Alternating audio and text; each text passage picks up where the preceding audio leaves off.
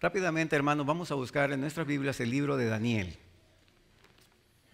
El libro de Daniel, capítulo 1, y vamos a comenzar a leer desde el versículo 1 y el versículo 2. Libro de Daniel, capítulo 1, versículo 1 al 2. Me gusta cuando todos los miembros del ejército de Dios comienzan y sacan su espada y comienza a sonar. Daniel capítulo 1, versículo 1, y dice: en el año tercero del reinado de Joacim, rey de Judá, vino Nabucodonosor, rey de Babilonia, a Jerusalén y la sitió. ¿Alguien no sabe qué es sitiar? La rodeó, ¿ok? La quería ¿qué? Invadir y a destruir, gracias. Versículo 2. Y el Señor entregó en sus manos a Joacim, rey de Judá, y parte de los vasos de la casa de Dios, y los trajo a tierra de Sinar, a la casa de su Dios, y metió los vasos en la casa del tesoro de su Dios. Algo extraño, ¿verdad que sí? Porque nosotros que hemos conocido a Dios, conocemos que Dios defiende a su pueblo. Y en este versículo que hemos leído aquí, en este texto, encontramos que Dios entregó al pueblo. El pueblo de Dios estaba allí esperando ser destruidos. El rey de Babilonia, que era ¿quién? Nabucodonosor. ¿Quién era ese un rey? ¿Era un rey bueno? Era un rey pagano, rey malo. Y estaba alrededor de la ciudad que supuestamente el pueblo de Dios estaba allá adentro. Y por consecuencia, dice aquí que no solamente por el poder del rey, sino que Dios entregó a esta nación en manos. ¿No le parece que es algo ilógico? Que Dios siempre había ayudado al pueblo de Israel. ¿No los ayudó con los egipcios? ¿Cómo los ayudó con los egipcios? Los sacó de ¿qué? De esclavitud. ¿Y los había traído de dónde? Para que fuera un pueblo libre. Ahora, ¿el pueblo de Israel tuvo que pelear ellos? ¿Ellos tuvieron que pelear? ¿Quién peleó por ellos? Dios. ¿Qué les mandó? Le mandó plagas. Le mandó manifestaciones naturales. Y todo todavía se los... ¿Cómo es que se le llama cuando te dan y te remarcan? ¿Cómo es? Se los acentuó. Te voy a mandar las plagas de tus propios dioses. ¿Y qué hicieron los egipcios? Váyanse. Y salía el pueblo de Israel a una libertad. Muchas peleas tuvo el pueblo de Israel en el desierto. ¿Verdad que sí? Muchas fueron vencedoras. Ahora, ¿cómo es que ahora Dios, después de haber ayudado tanto al pueblo de Israel, ahora dice lo contrario? Ahora ayuda al enemigo. ¿Será que Dios cambió?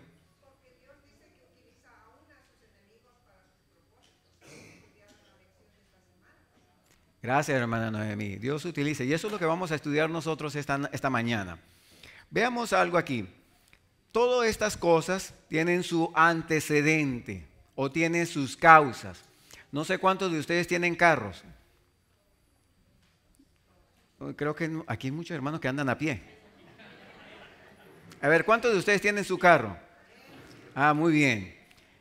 Y me imagino que todos los que tienen su carro, llega una vez en el año que ustedes comienzan y se rascan la cabeza. Ay, ay, ay, tengo que mandar a hacer la inspección y la emisión de mi carro. ¿Es verdad que sí? Y cuando usted va manejando su carro tranquilamente y de pronto se te prende una lucecita amarilla y te aparece un motorcito así. He visto más de uno que viene y clava los frenos y se va para el borde. Mi carro se va a explotar. No sé si alguno de esos, estoy contando el testimonio de alguno de ustedes, ¿no? Se ponen nerviosos y ahora comienzan a llamar al mecánico. Mira, la luz se me ha prendido. ¿Qué será? El carro no funciona. No, ¿me dejará botado? ¿Alguno de ustedes le ha pasado? Muy bien, gracias. Yo soy de los mecánicos que estoy al otro lado del teléfono que escucho. Ajá, dime, ¿qué fue lo que pasó? Y entonces vienen al taller y dicen, arréglame, que esa luz se desaparezca del tablerito allí. Y viene uno con la maquinita y comienza a chequear. Entonces, algunos que son un poquito más vivos, que no quieren gastar mucho, dicen, por favor, apáguenle la luz. Y viene uno con la máquina y le apaga la luz. Pero no pasan unas cuantas horas, unas cuantas millas rodadas y ¡pum!, se le prende de nuevo. Y vuelven de nuevo. ¿Qué pasó? No que me iba a arreglar la luz. Y me dijo que me apagara la luz. No que le arreglara el problema. Porque si la luz está prendiendo allí es porque la computadora del carro está detectando que hay algún problema en el carro y no está funcionando bien. Ahora, yo gano con destruir, ¿cómo me va a apagar? Eliminar el bombillito.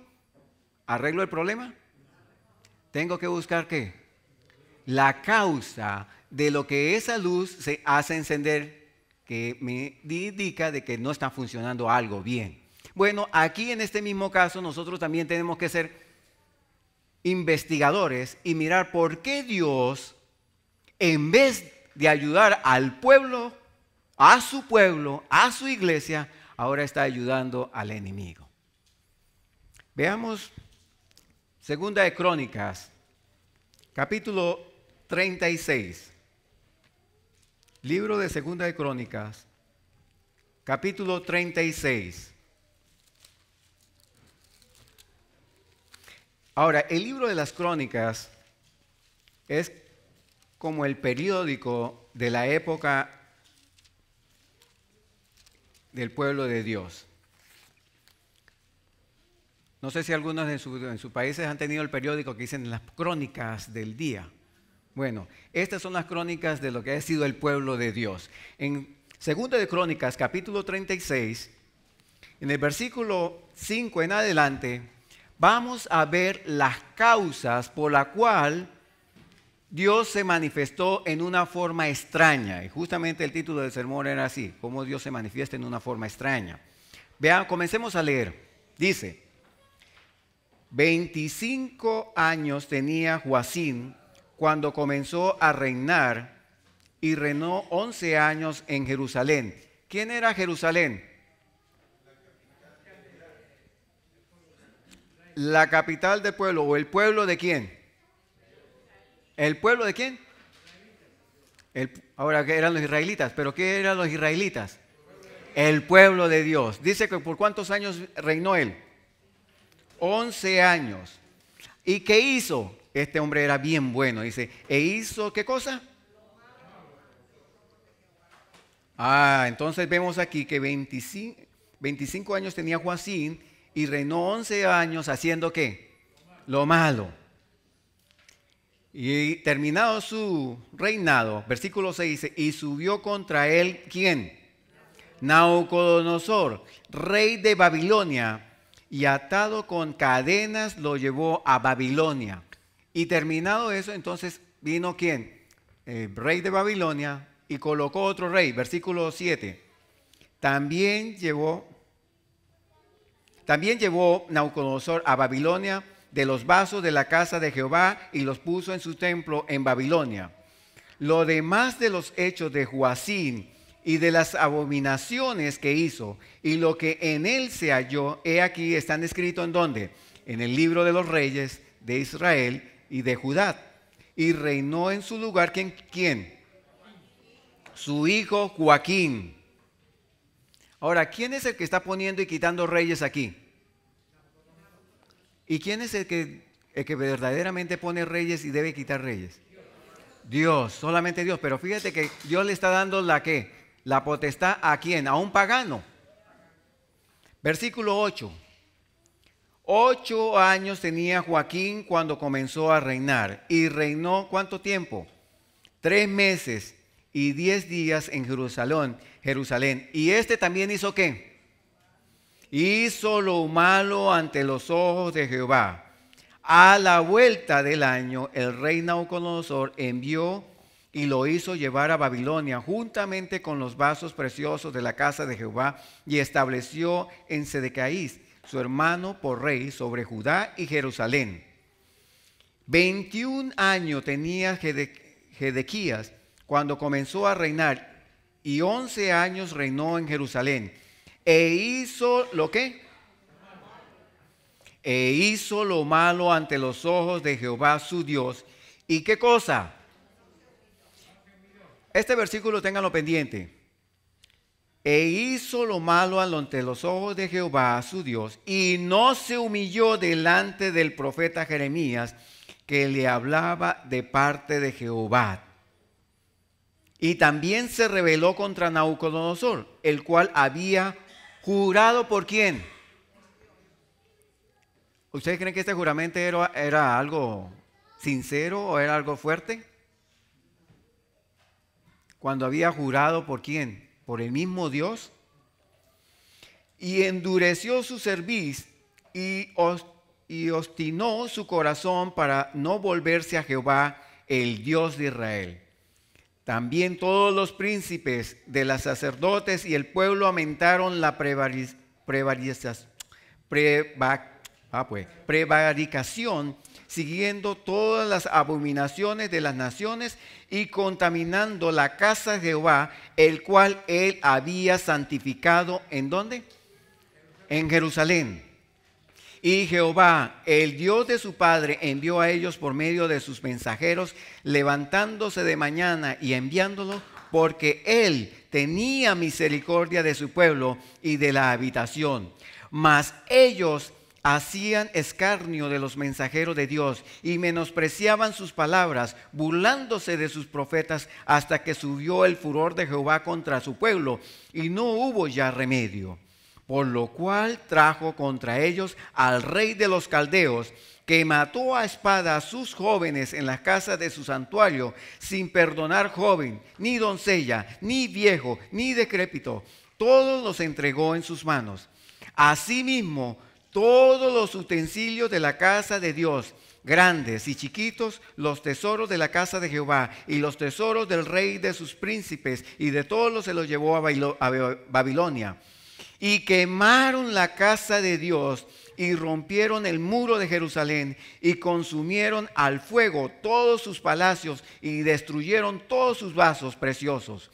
Los que escaparon de la espada fueron llevados cautivos a Babilonia y fueron siervos de él y de sus hijos hasta que vino el reino de Persia.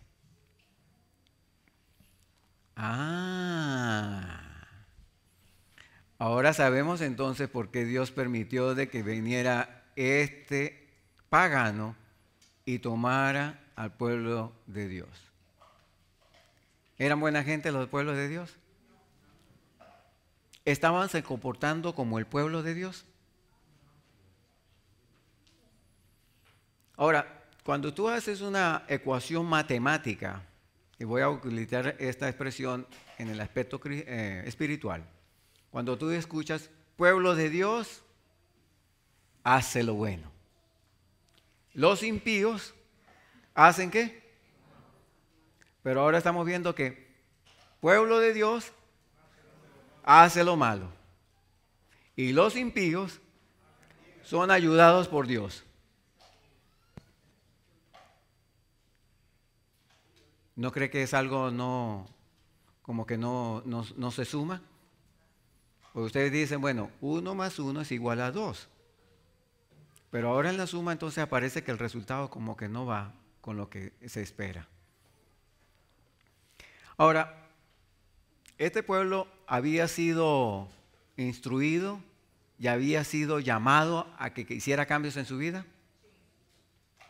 Aquí habían enviado a un profeta llamado Jeremías. Y Jeremías venía y se presentaba y le decía, mire, Dios quiere que ustedes se arreglen, porque lo que están haciendo no le está gustando ante los ojos de Él.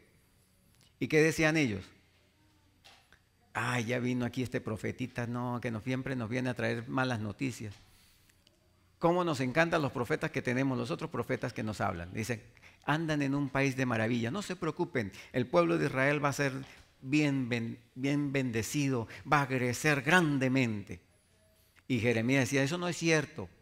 Si ustedes no se arrepienten de lo que están haciendo, vamos a ser destruidos. ¿Y qué pasó?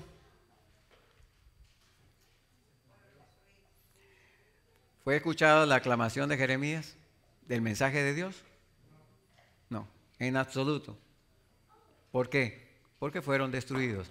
Y no solamente eso, ese pueblo de Israel en ese entonces tenía uno de los templos más hermosos que se había construido en toda la historia de la humanidad, que fue el templo hecho por ¿quién?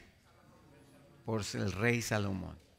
Los preparativos de ese templo habían sido hechos por ¿quién? Por su padre David. Era esplendoroso. Los judíos o los israelitas se sentían orgullosos, andaban así con la frente en alto. Nosotros somos el pueblo escogido, mira el templo que tenemos. ¿Se acuerdan? ¿Cuánto les duró eso? Dice que cuando entró el rey Nabucodonosor allí, arrasó con completamente todo. Los utensilios, casi todos los utensilios los agarró el rey Nabucodonosor y los llevó a su templo, que era su dios llamado Marduk. Y trajo todo eso. ¿Qué trajo? Trajo los vasos, trajo la mesa del incienso, trajo la mesa de los panes. Todo eso que había hecho, se había hecho en oro. ¿Saben una cosa que no llevó? El arca. No, Dios no le permitió que él se la llevara. Pero todos los demás simplemente llévese esa cosa para allá. Decía Dios, no me Nabucodonosor, llévese. Y él venía y recogía. Pero mira que te faltó aquí, mira que te faltó la cortina, mira que te faltaron esto, llévese. ¿Y qué hizo Nabucodonosor? Se lo llevó a su templo, del rey Marduk. Y le dijo, mira, Marduk, tú eres un Dios más poderoso que el Dios de Israel, porque ahora yo tengo dominio sobre ellos y sobre todas las naciones que están a mi alrededor. ¿Era poderoso Nabucodonosor? Había obtenido un gran imperio. Ahora, siendo así, veamos entonces de nuevo lo que dice el versículo de Daniel. Vámonos de nuevo al libro de Daniel. Capítulo 1, versículo 1. Dice, en el año tercero del reinado de Joacim, rey de Judá, vino Nabucodonosor, rey de Babilonia, a Jerusalén y la sitió. Y el Señor entregó en sus manos a Joacim, rey de Judá, y parte de todos los vasos de la casa de Dios, y los trajo a la tierra de Sinar, a la casa de su Dios, y metió los vasos en la casa del tesoro de su Dios. Allí él llevaba todo. Ahora, si Nabucodonosor era un hombre malo, fuerte, ¿cómo es que Dios lo llama mi siervo? Vámonos al libro de Jeremías, capítulo 25, 9. Libro de Jeremías,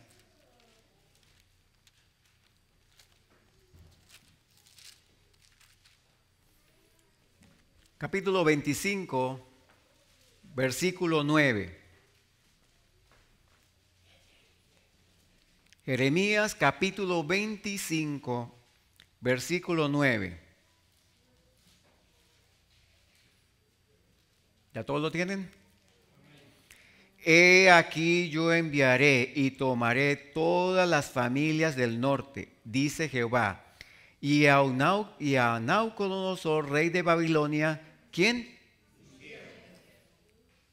Ya va un momento, Dios, ¿cómo es eso? No te entiendo. O sea, este es un asesino, es un pagano. ¿Y cómo es que tú lo estás llamando mi siervo? Sigamos leyendo. Y los traerá contra esta tierra y contra sus moradores y contra todas estas naciones de alrededor.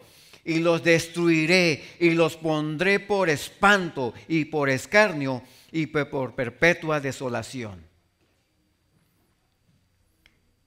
Ustedes en la actualidad a lo mejor van al pueblo de Israel y en las películas que nosotros vemos o los que han ido para allá, ustedes ven que eso es puro desierto. Pero ese es en el tiempo bíblico real de allí. Esas tierras eran unas tierras completamente fértiles. Dios le decía, es más, a Moisés se le dijo que ellos iban a habitar en un lugar donde ¿qué? Donde fluía leche y miel. O sea, imagínate, ustedes no necesitan trabajar prácticamente. Siembren una mata de mango y le va a llegar mango a montón. De hecho, cuando Josué y sus amigos y sus compañeros fueron a entrar a la Canaán, los espías allí, ¿verdad? ¿Qué reporte trajeron ellos? Uy, dijeron, mire, esa tierra es buenísima. Estoy hablando colombiano. Es buenísima, es bueno, grande. Y es más, la gente de allí es tan buena la tierra que la gente hasta crece más. Y hay gigantes. Y como prueba de eso, trajimos un racimo de uvas. ¿Saben que era lo único que ellos podían cargar?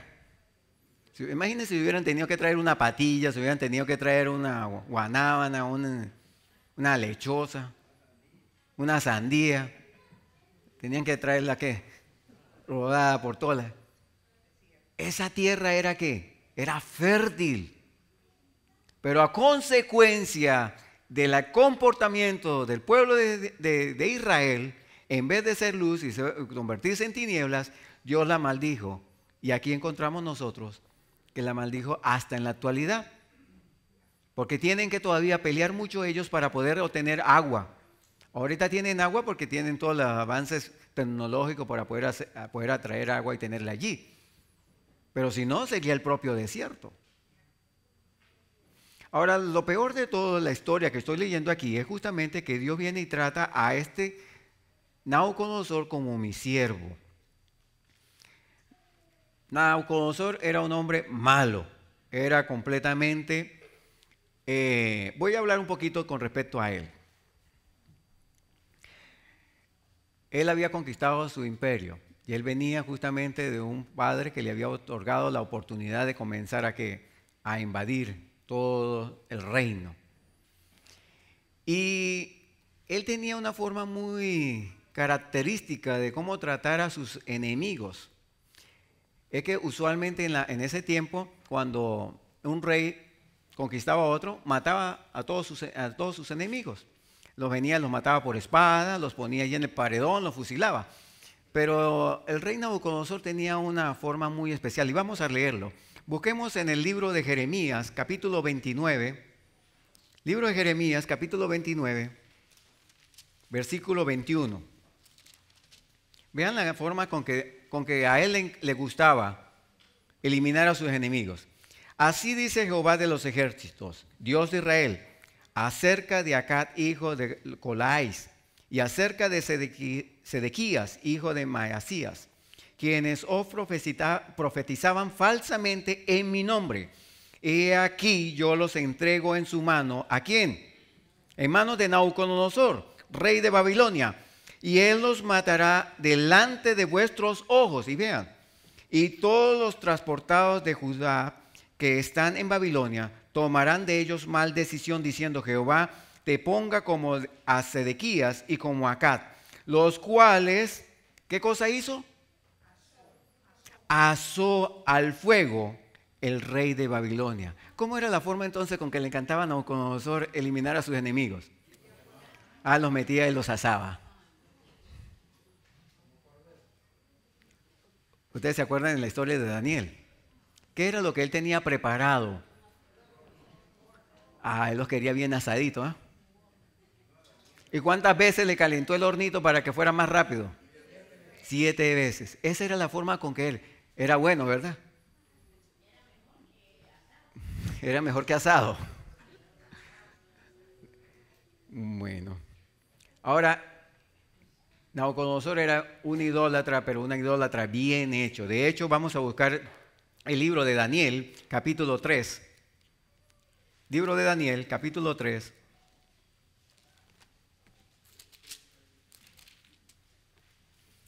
Versículo 1 en adelante. Dice: el rey Nabucodonosor hizo una estatua de oro, la altura de la cual era de 70 codos, su anchura, 70 codos, su anchura de 6 codos, la levantó en el campo de Durán en la provincia de Babilonia.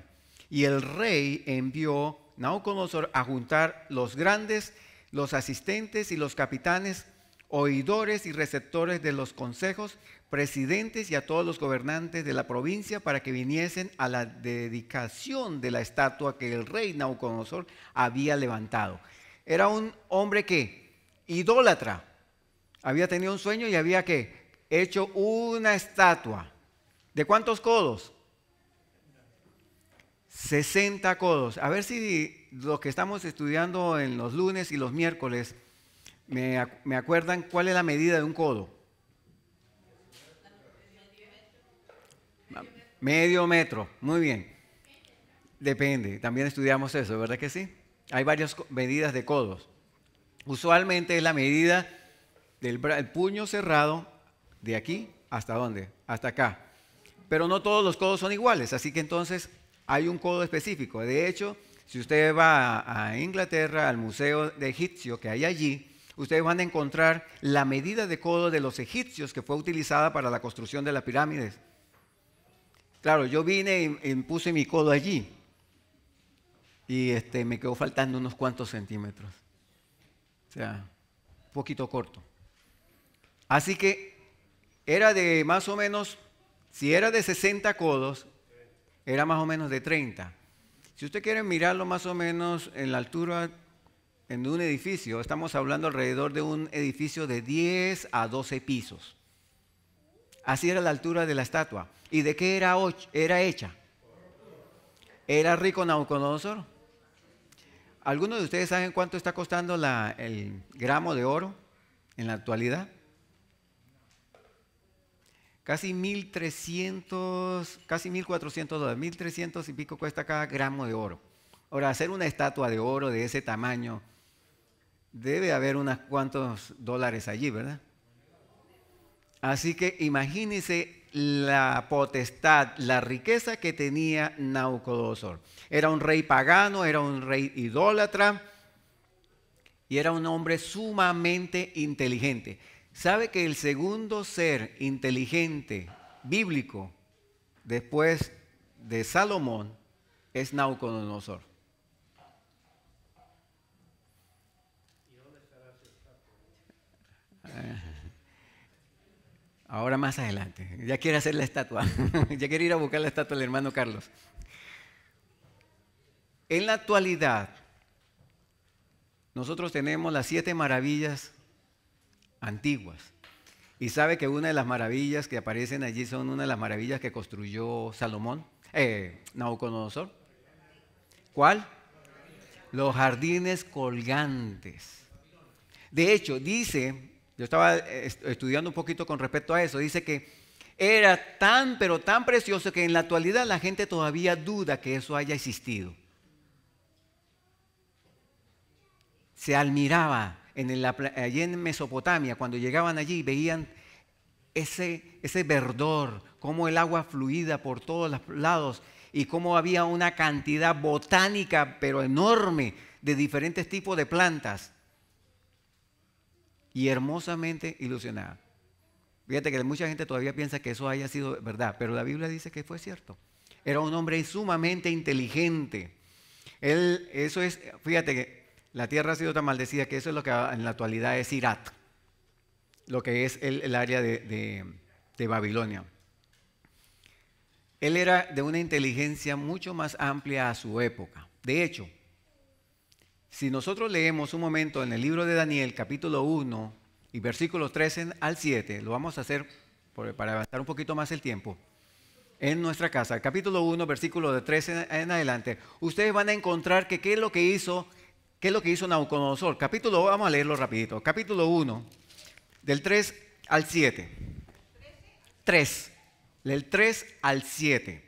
Y dijo el rey a Aspenas, príncipe de sus eunucos, que les trajese de los hijos de Israel, del linaje real de los príncipes, muchachos en quienes no hubiese tacha alguna, y de buena parecido, e instruidos en toda sabiduría y sabios en ciencia, y de buen entendimiento, e idóneos para estar en el palacio del rey, y que les enseñase las letras y las lenguas de los caldeos.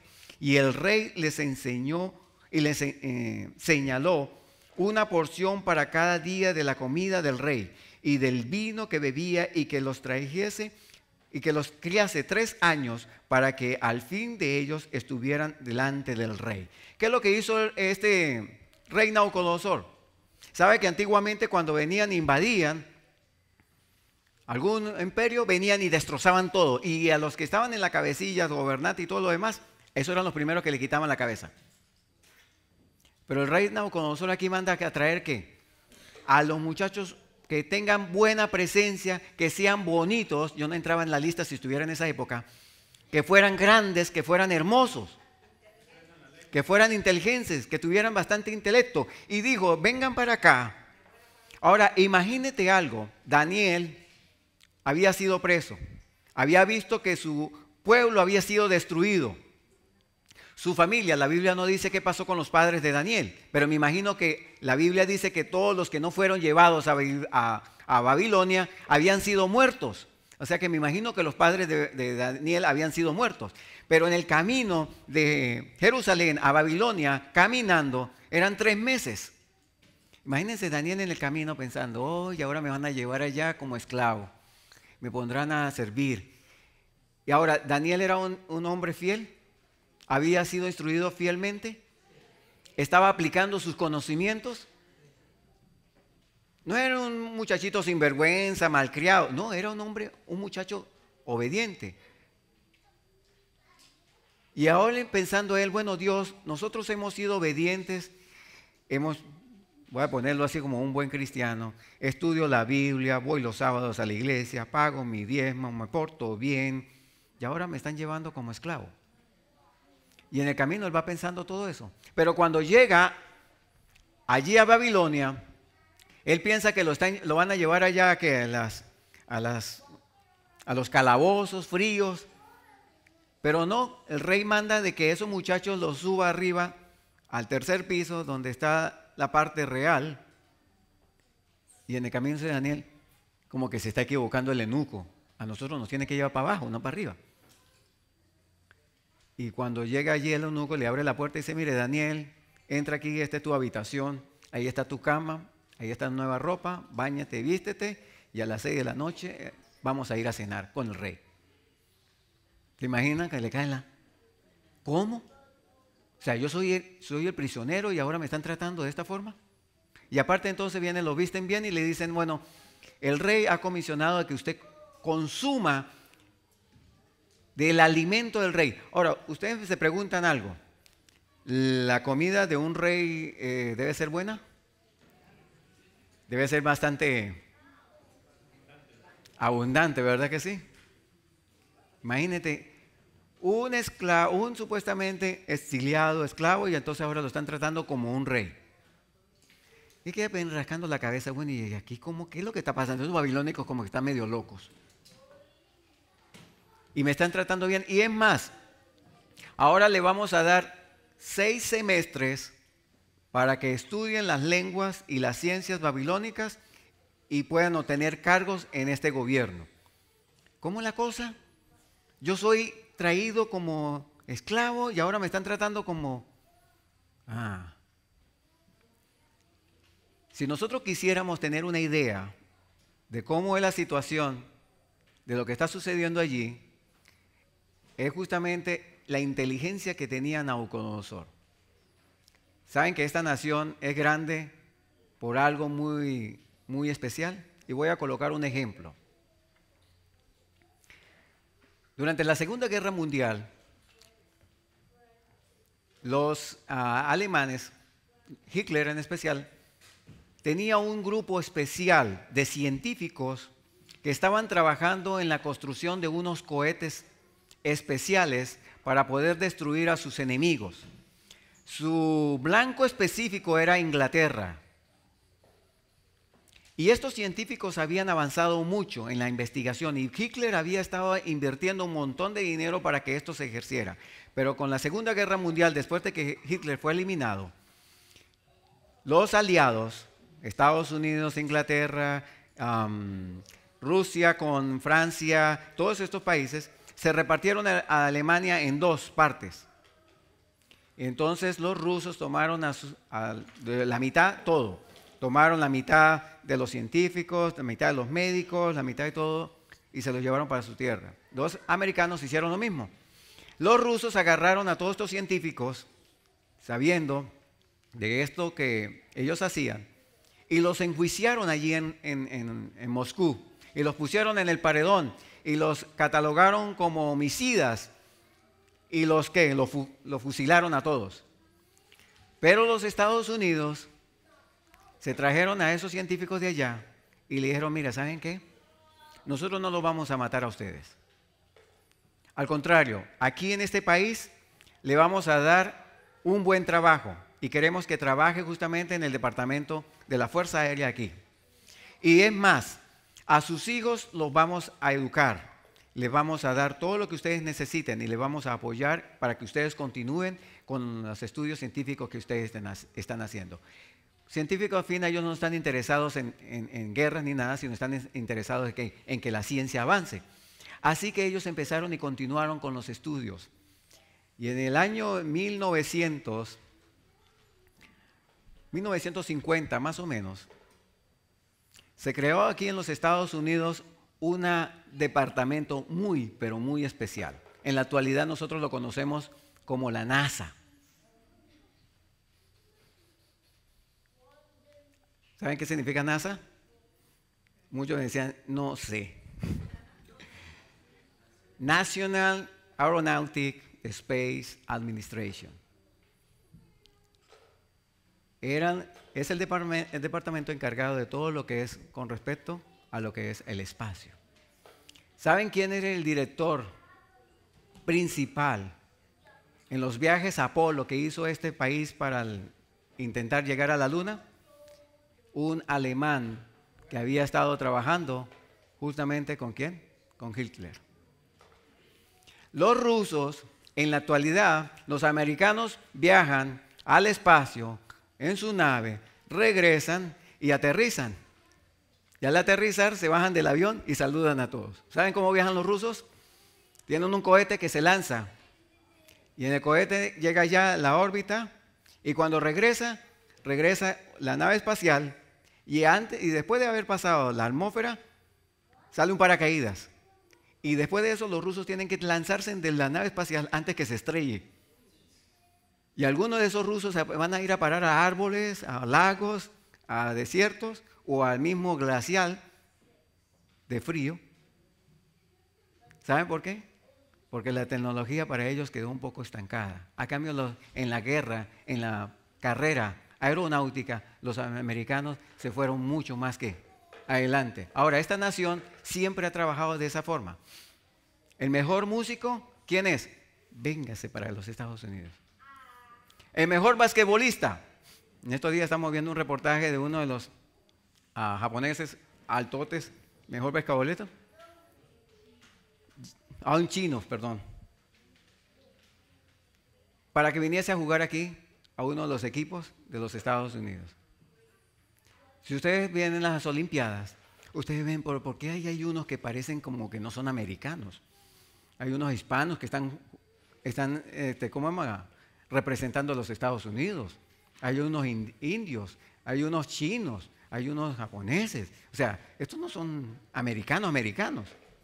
¿Saben por qué? Porque la forma de los Estados Unidos es simplemente, tú eres bueno, véngase. Aquí te pagamos y te apoyamos para que tú sigas adelante y nos represente.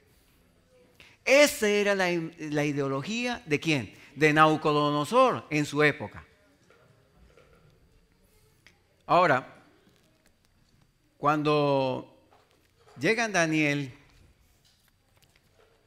allí, él comienza a ser un joven de calidad. Primeramente, él no se quiere ¿qué? Contaminar, sino que él hace ¿qué? Hace una separación de lo bueno y de lo malo. Y en la Biblia nos habla la historia de él, que él vino y habló con la persona, con el eunuco que le iba a alimentar y le dijo, hey, yo no quiero comer de la comida del rey. Y el eunuco le dijo, hey, ¿cómo se te va a ocurrir? Si algo te pasa a ti, fíjate lo importante que era para el rey Nabucodonosor estas personas, que dice, si algo te pasa a ti, yo voy a pagarlo con mi vida y yo no quiero morir. ¿Y qué le dijo Daniel? Pruébame por 10 días Y pasados los 10 días, el rey Nabucodonosor lo vino y le hizo un examencito, ¿verdad que sí? Ahora, ¿ustedes creen que el examen de Nabucodonosor era algo así medio fácil? Él era un hombre sumamente inteligente. Ahora, usted párese al frente de una persona inteligente a quererle responder todas las preguntas que él quiera hacerte. Yo por lo menos ni siquiera. Yo en vez de dar un paso para adelante, doy un paso para atrás. Que pase el otro. Y él viene y entonces, al hacer este examen, encuentra que estos jóvenes, ¿cuántas veces era más inteligente?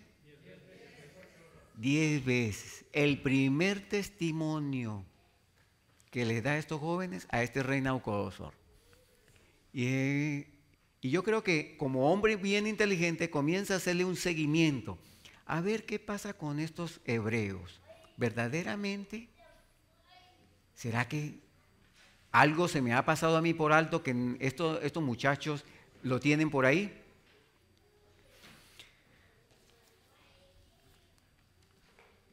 ¿Sabe que Dios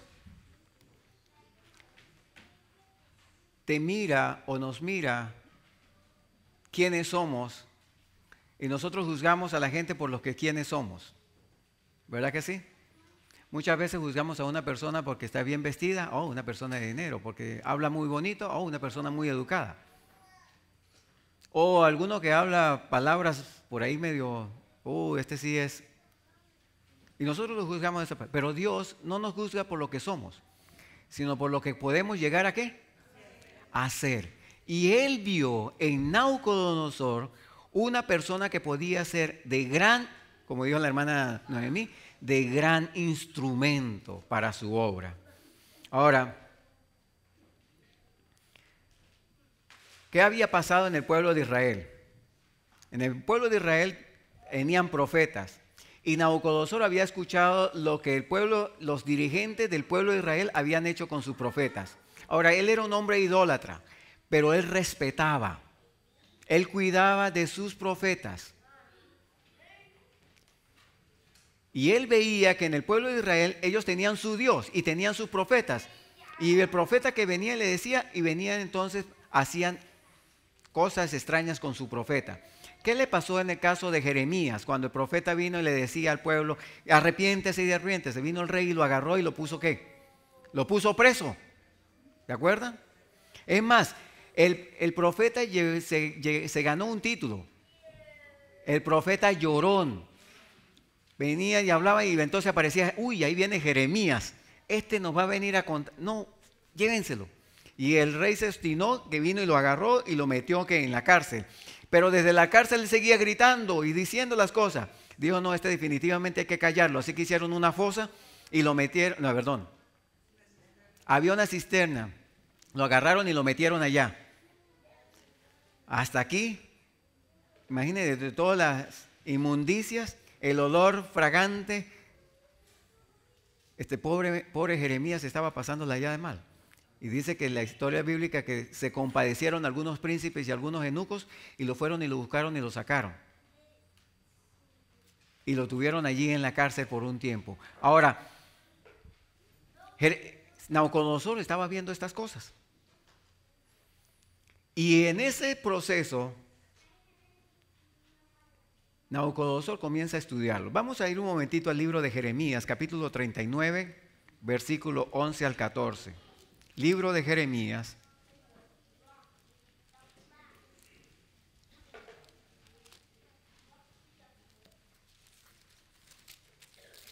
Libro de Jeremías, capítulo 39.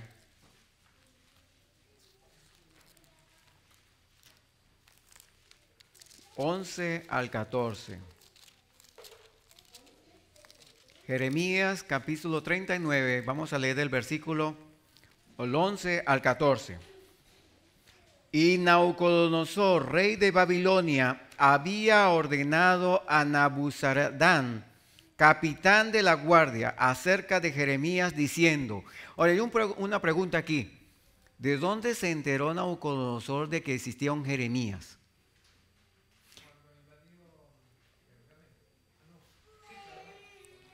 Como todo buen estratega de guerra, él manda siempre ¿quién?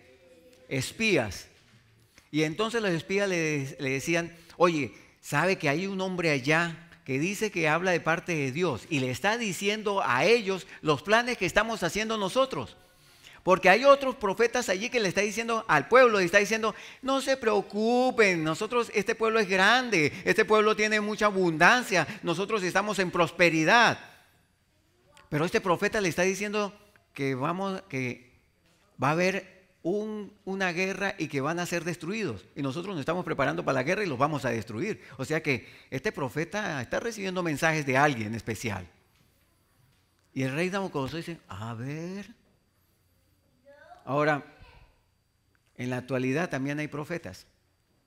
Y hay muchos hermanos por ahí de otras iglesias que están escuchando a esos profetas que dicen, hermanos, no se preocupen, no se arrepientan.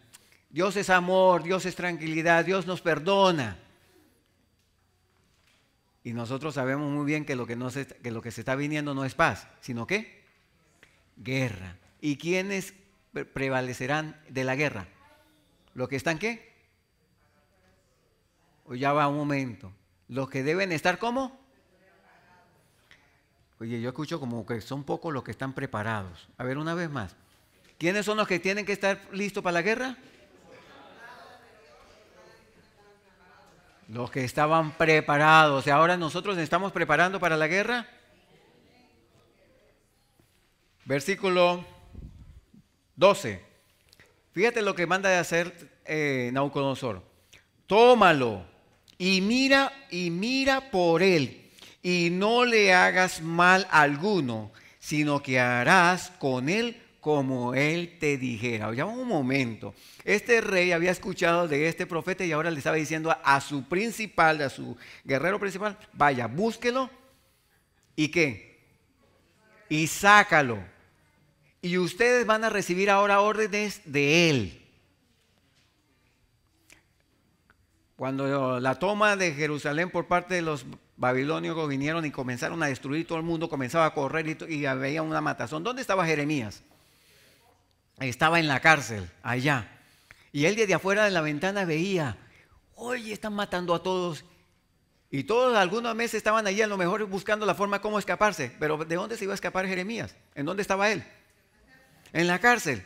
Y de pronto escucha que abren las puertas de la cárcel y entra el ejército de los babilónicos allí.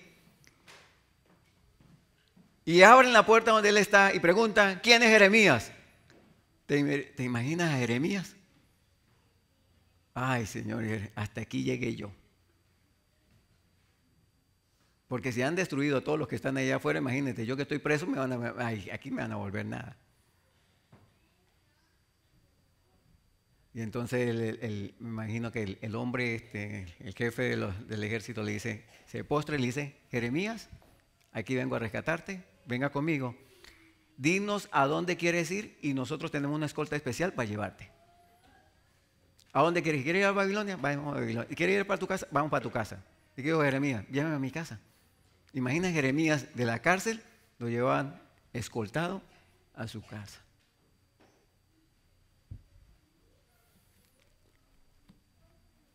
Ahora, Jeremías había hablado con respecto a lo que iba a suceder. Un rey cristiano, conocedor de la palabra de Dios, conocedor de la fuerza del Dios en el cual él adoraba, porque él conocía todo lo que había pasado al pueblo de Israel y cómo había sido liberado, ¿verdad que sí? Habían conocido las maravillas que Dios había hecho, pero no quería obedecer. Pero una persona que no conocía a Dios, que era completamente ¿qué? Pagano, asesino, ahora se transforma en que es una persona que es ¿qué? Obediente. Vamos rápidamente al libro de Daniel, de nuevo a Daniel capítulo 2.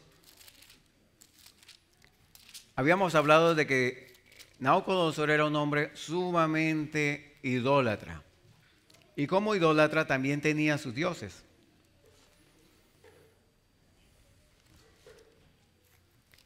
Capítulo 2 del libro de Daniel. Capítulo 2 de Daniel. Daniel 2. Daniel capítulo 2. versículo del 1 adelante.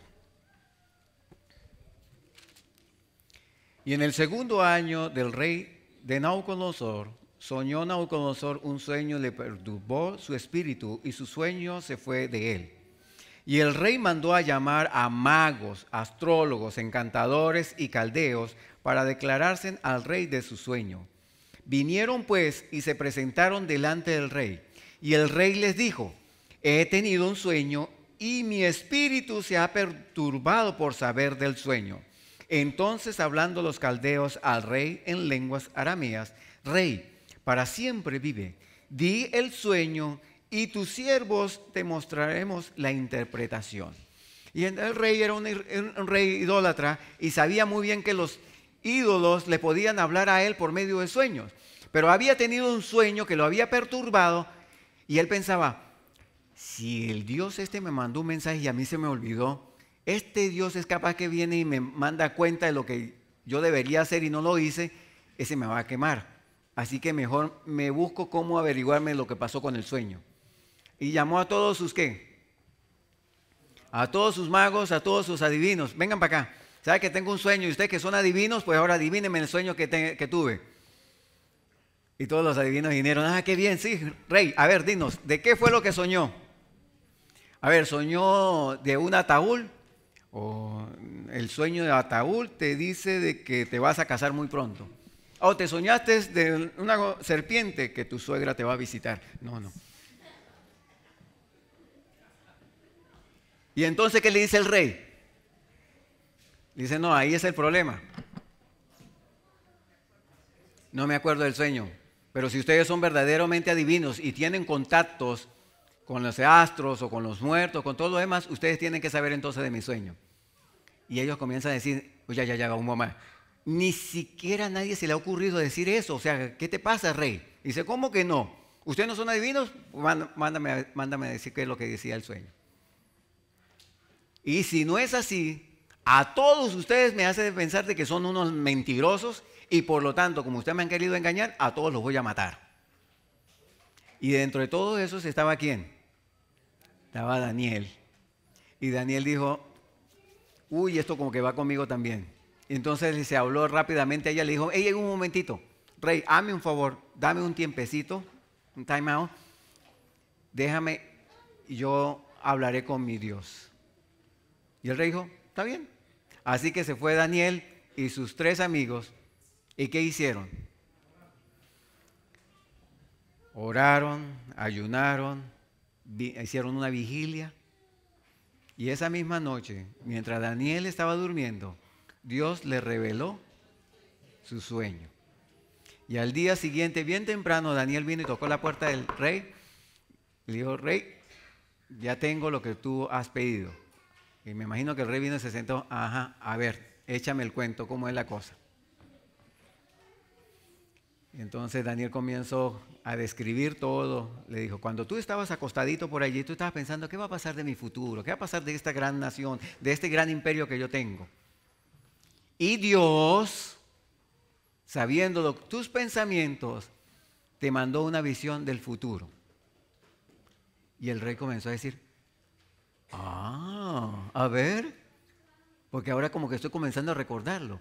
Y entonces tú soñaste una estatua y comenzó a describirlas todas, ¿verdad? A ver, lo que hemos estudiado, ¿la cabeza era de qué? El pecho de plata, el vientre de bronce, las piernas y los pies de barro cocido con hierro. Y aparte de eso, había una roca que vino sin corte de mano humana. ¿Y qué pasó con toda la estatua? La destruyó. Cuando Daniel escuchó este mensaje, Nabucodonosor escuchó el mensaje, dijo: uy, ay, ese es el sueño. Y entonces Daniel comienza a describirle todo y a darle qué cosa, porque solamente él no era de decirle el sueño, sino que ahora tenía que ¿qué? Explicarle, tenía que darle qué simbolismo tenía todo eso. Imagínate el rey allá escuchando a Daniel diciendo todas estas cosas. Un muchachito de ¿cuántos años tenía Daniel? ¿Cuántos años tenía Daniel? 17 añitos. Yo le pregunto algo. ¿Cuántos de nuestros jóvenes tienen 17 años? Allá hay. ¿Cuántos tenemos multiplicado por 2? ¿O por 3? ¿Se necesitaba de qué? Necesitaba de un hombre que se pasara al frente mostrando a un Dios verdadero. Ahora, Daniel, versículo 45 del mismo capítulo 2. Capítulo 2 del libro de Daniel, versículo 45. Dice, ya terminando la explicación del sueño, de la manera que vistes del que monte fue cortado por una piedra, no con mano en la cual desmenuzó al hierro, al bronce, al barro, a la plata y al oro, el gran Dios me ha mostrado al rey que lo ha de acontecer en lo porvenir. Y el sueño es que fiel y verdadera su interpretación. Ahora vean la actitud del rey. ¿Quién era Nabucodonosor? Era un rey que poderoso, era un rey que tenía poder. Ahora veámoslo aquí, versículo 46. Entonces el rey Nabucodonosor, ¿qué hizo? Cayó sobre su rostro. ¿Y qué más hizo? Y se humilló ante Daniel y mandó que le ofreciesen presentes y perfúmenes.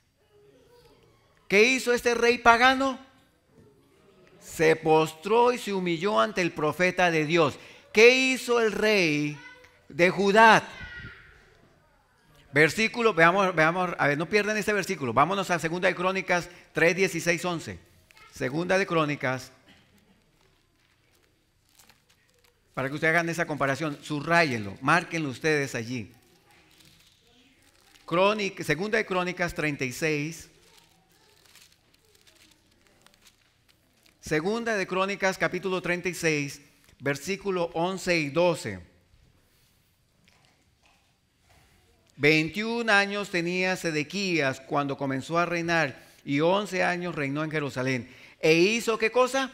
Lo malo ante los ojos de Jehová su Dios. ¿Y qué cosa? Y no se humilló delante del profeta Jeremías que hablaba de parte de ¿quién? Ahora, ¿ustedes ven la diferencia? ¿Por qué a Nabucodonosor Dios lo llama su siervo y por qué al otro no le quiso defender? Porque el profeta de Dios, que supuestamente conocía todo, que supuestamente debería tener un respeto por la palabra de Dios, no se humilló. Este hombre que apenas estaba comenzando a entender el poder del Dios de Daniel, ¿qué hizo? Se humilló. ¿Cuántas afuera de esta iglesia, cuántos Nabucodonosores no habrán allí? ¿Cuántos hombres o mujeres que no tienen el mismo conocimiento que nosotros tenemos hacen mejores obras o se comportan de una forma mejor que nosotros que somos conocedores de la palabra de Dios? Hace muchos años estuve en una iglesia católica. Fui a ir a escuchar uno de los famosos cantos gregorianos. Y mientras entraba yo a la iglesia, que entrábamos con un grupo de jóvenes, muchas personas que estaban, hombres que estaban allí, nos sacaron, nos dijeron, por favor salgan. Y después de estar afuera nos dijeron, discúlpenos jóvenes, pero el lugar donde ustedes están entrando es un lugar dedicado para Dios. Por favor mantengan su reverencia y silencio. En una iglesia católica. Y algunas veces nosotros entramos aquí que pensamos que es la presencia de Dios y estamos haciendo otras cosas mucho menos que la de estar adorando a Dios como debe ser. El comportamiento es completamente diferente. Dios no nos llama a nosotros por lo que nosotros sabemos, sino Dios nos llama a nosotros por lo que nosotros hacemos. Hay muchas personas que al final de los tiempos van a decir, Señor, Señor, sálvanos. Y el Señor dice, hey, discúlpenme, pero a ustedes no los ¿qué? Apartados de mí, ¿qué cosa? Entonces, ¿cuál es la diferencia? Usted puede tener mucho conocimiento, yo puedo tener mucho conocimiento, pero si no somos hacedores, ahí está la diferencia. ¿Cómo me comporto yo en el trabajo? ¿Cómo me comporto yo con mis amigos? ¿Cómo me comporto con todos los demás? Y este mensaje es mucho más directo para mí. Ustedes piensan que el mensaje lo estoy trayendo para ustedes. No, el mensaje es directo para mí. Me hace recapacitar qué tal estoy mostrando al Dios que estoy adorando. ¿Daniel dio un testimonio del Dios que estaba adorando? Sí, en su comportamiento. Fíjate que por dónde comienza Daniel, y esto lo estábamos nosotros estudiando el miércoles pasado, y los que estuvieron el miércoles aquí, ellos me van a decir, ¿por dónde comenzó Daniel? Comenzó justamente por la alimentación, dando un testimonio. Dependiendo de lo que nosotros comamos, es lo que nosotros podemos administrar aquí en nuestra cabeza. ¿Por dónde ustedes creen que Nabucodonosor comenzó a mirarlos a ellos? Cuando ellos comenzaron a hacer ¿qué? Ser las cosas diferentes. Jóvenes, ustedes y yo estamos llamados a ser diferentes, no a hacerlos iguales a los demás. Que las modas, que esto, esas son las cosas del mundo. Nosotros estamos llamados a ser diferentes. Que donde vean, mire, ese muchacho como es diferente. Ese hombre, esa mujer es diferente. No habla las mismas cosas. No permiten que hable de las mismas cosas. Se aleja cuando nosotros estamos utilizando vocabulario completamente absurdo. Cuando hay un chisme, prefiere irse. O simplemente nos hace una reprensión y dice, hey, no hablen mal de aquella persona. Ese es el Dios en el cual fue mostrado a Nabucodonosor. Hay muchos Nabucodonosores allá afuera. ¿Cuál es el Dios que tú estás mostrando a los de allá afuera? Sabe que, ya para terminar, porque el tiempo se fue, hay una historia muy importante en la historia de la humanidad. Y es la historia de un gran guerrero llamado Alejandro Magno. ¿Sabe que Alejandro Magno no se ganó ese apellido de grandioso simplemente por ser rey? Él venía de una descendencia de reyes.